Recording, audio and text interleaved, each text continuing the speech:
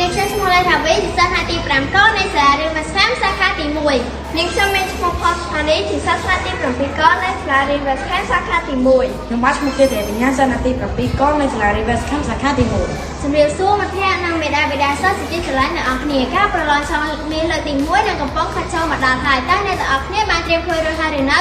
ជាការបណ្ណាការប្រឡងគឺជាឱកាសល្អមួយសម្រាប់ឲ្យយើងវិរំលែកដឹងពីសមត្ថភាពតើយើងរៀនបានដោយម្ដេចខ្លះនិងជាជំហានមួយសម្រាប់ការលម្អខ្លួនឯងបន្ថែមដូច្នេះសូមឲ្យមិត្តភ័ក្តិទាំងអស់គ្នាត្រៀមខ្លួនឲ្យបានល្អដល់កំណត់គោលដៅឲ្យបានច្បាស់លាស់1រៀបចំកាលវិភាគផែនការសិក្សារៀនសូត្រនិងទី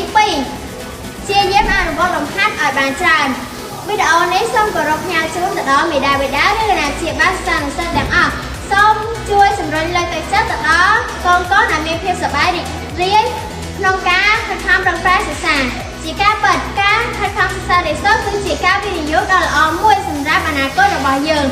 ដូច្នេះសូមឲ្យអ្នកទាំងអស់គ្នាប្រឹងប្រែងនិងធ្វើឲ្យបានល្អក្នុងការប្រឡងឆ្លងមានលើកទី1ត្រៀមខ្លួនជាស្រេចក្នុងខិតខំ